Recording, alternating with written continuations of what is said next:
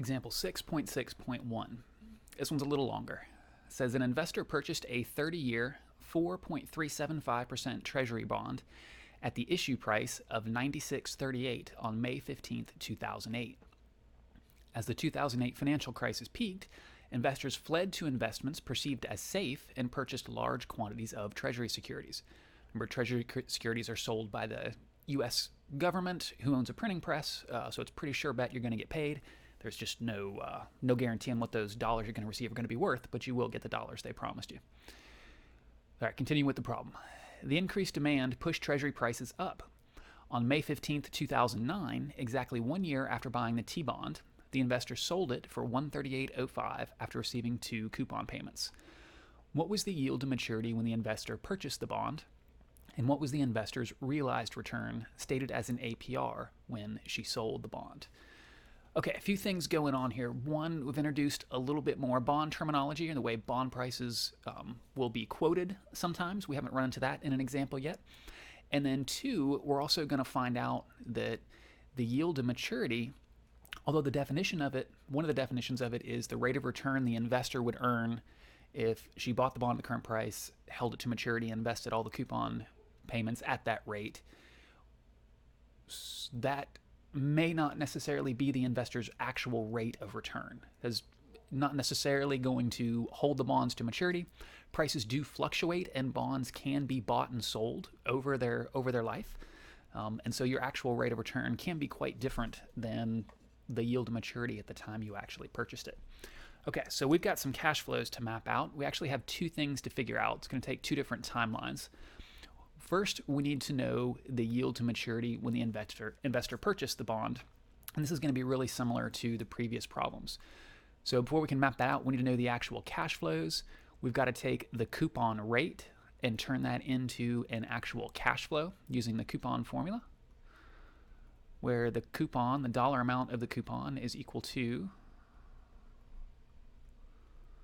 the coupon rate times the face value. And that is divided by, all right, maybe the effort for that straight line is worth it. It's kind of hard to do on this tablet. And we're going to divide that by the number of coupon payments per year.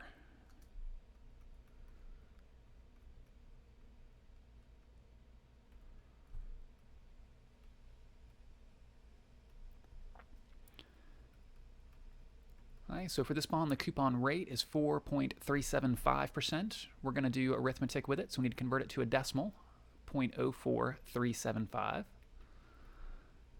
going to multiply that by the face value of 1,000, and then we're going to divide that by the number of payments per year. It said that the investor held the bond for exactly 1 year and then sold it after receiving 2 coupon payments. So we know that this is a semi-annual bond. It's making payments twice per year. So we're going to divide that by 2. So our coupon then,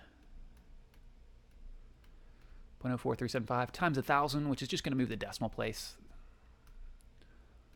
3 places. So it'll be 43.75.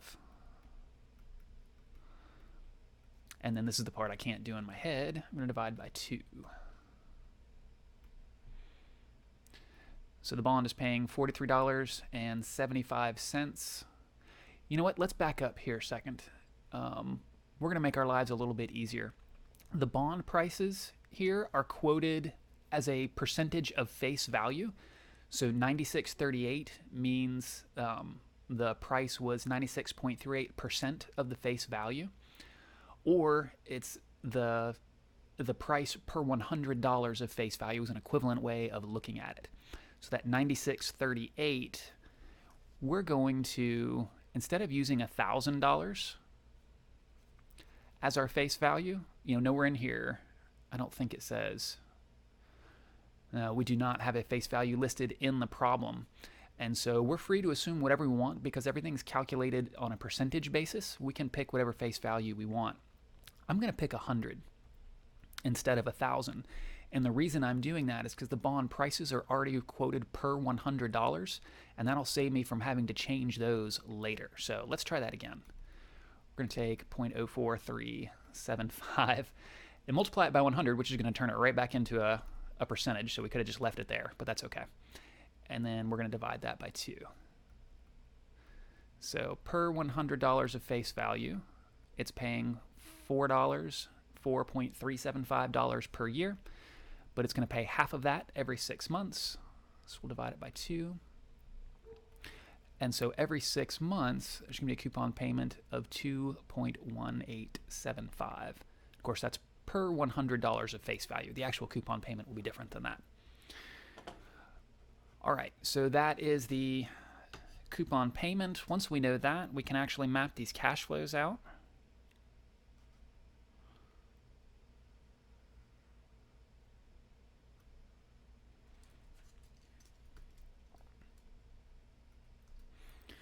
So this is going to be, this first timeline is going to be for the bond as the investor purchased it.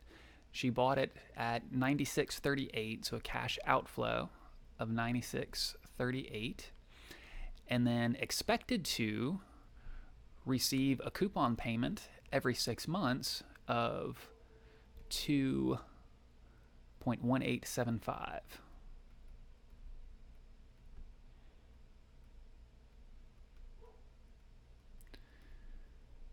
Right, and that pattern would have continued. It's a 30-year bond making payments twice per year, so there would be 60 total payments on this bond. So that's 30 years, but times 2 is making 2 payments per year. And at the end of 30 years,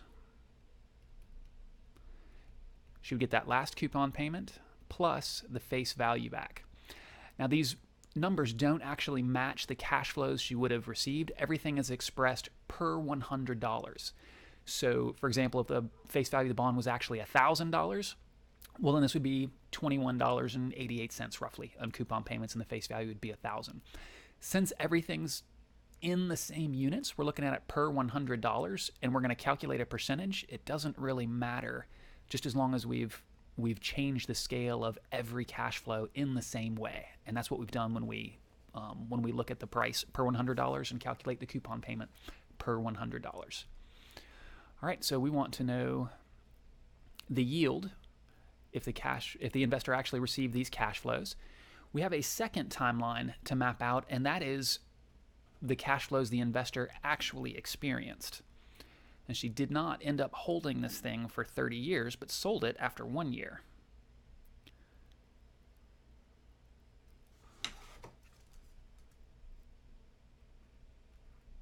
Okay, and for these, she paid $96.38 for it, received 2 coupon payments,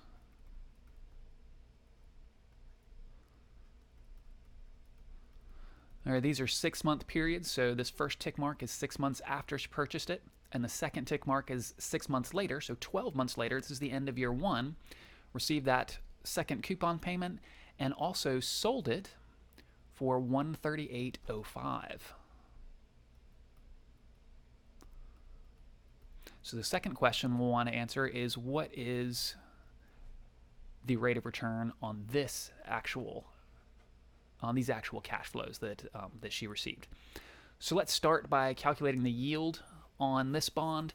We looked at this in the previous example, and we found that the yield to maturity is the rate that equates the present value of the promised future cash flows with the current price.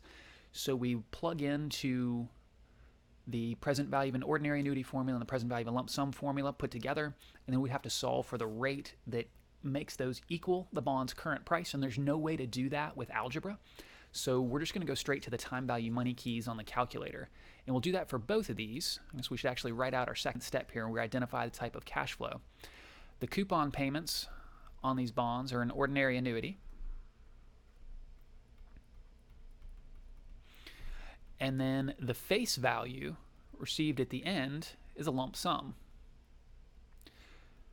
So we do have formulas for both of those that we could use, but the annuity part specifically makes it impossible to use algebra to be able to solve for the rate, and we're trying to solve for the rate, so we're going to go right for the time value money keys.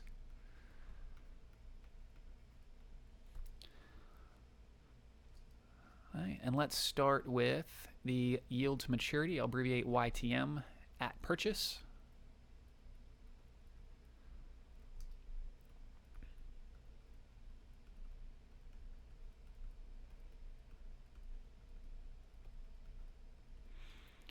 Okay, so what we want to map out here is the first timeline that we drew out. We have 60 total periods. That's 60 total 6-month periods. So n is 60. I over y is what we're looking for. Present value is what happened at time period 0 on the timeline. That was a cash outflow of 96.38. So minus 9638. The payment is that periodic coupon payment. That's the 2.1875, and that is a cash inflow for the investor.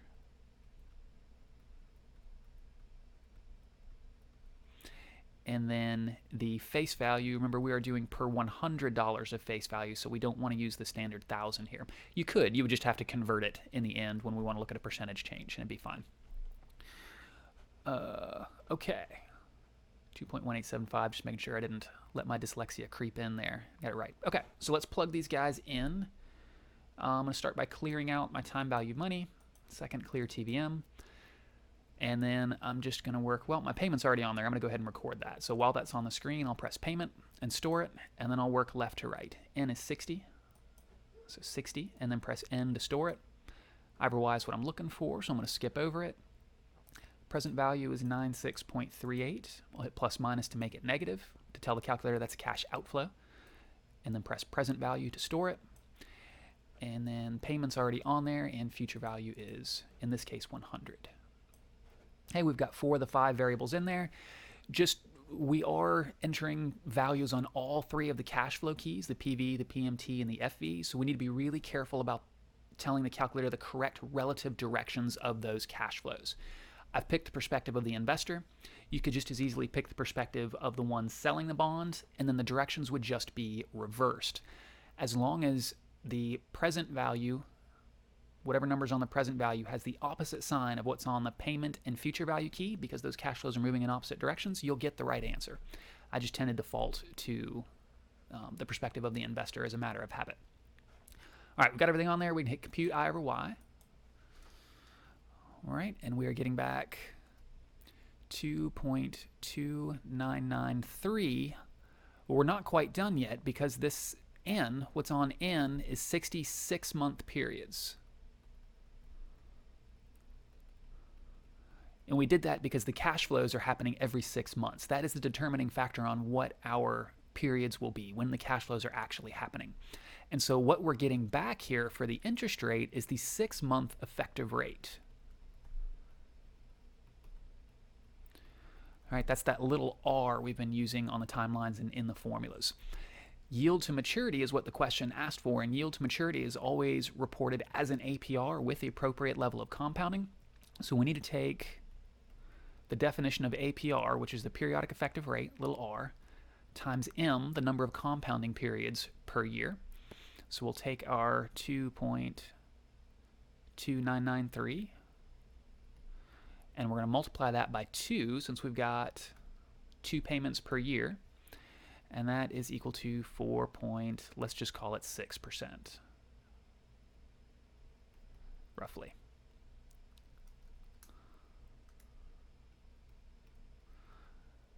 All right, so our yield to maturity at the time the investor purchased the bond, what the investor expected to earn if she was going to buy the bond and hold it to maturity, is 4.6%. Now, let's do the same thing, but now for the actual cash flows.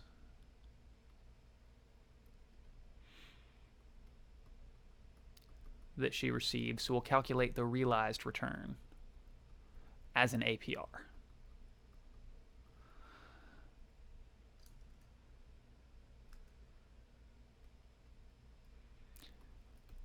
All right, same calculator settings.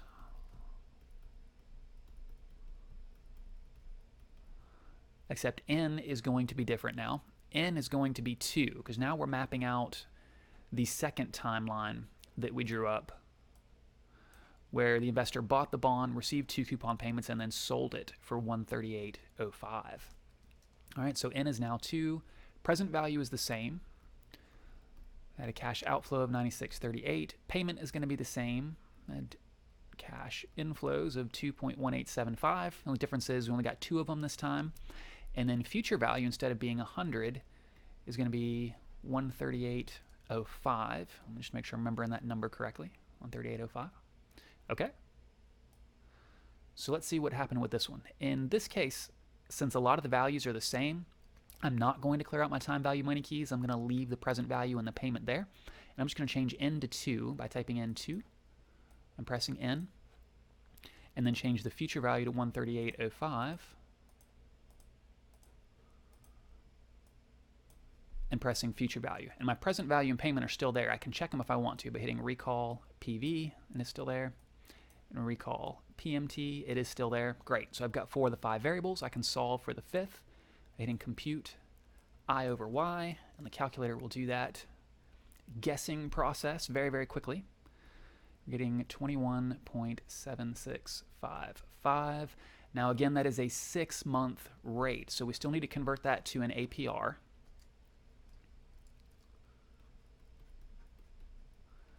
By taking that 6-month rate and multiplying it times the number of compounding periods per year. So 21.7655% times 2 compounding periods per year. I'm going to say times 2. Well, that's on the screen. So the investor's actual realized rate of return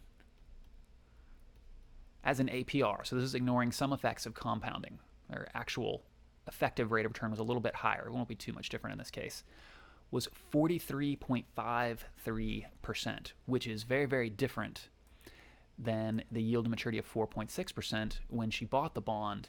And that's because when interest rates move, in this case, prices moved on the bonds because investors were flooding into treasury securities, and they trade like any other securities. If supply is the same and demand rises quite a bit, well, the price is going to have to rise as well because investors will bid them up. And we saw on previous examples that when the price rises on bonds, the yield is going to be moving in the opposite direction.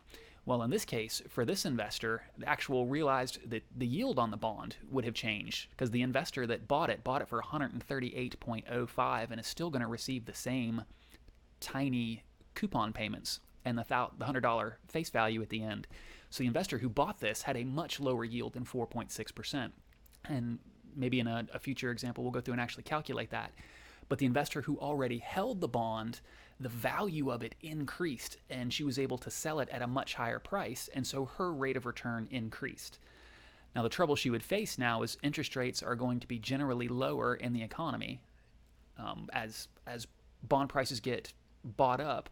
So if she's planning on reinvesting this money in the bond market, in the treasury market specifically, she's going to be facing lower yields than what she had, but still made a tidy little profit on this particular bond just by selling it, and can maybe do something else with the money.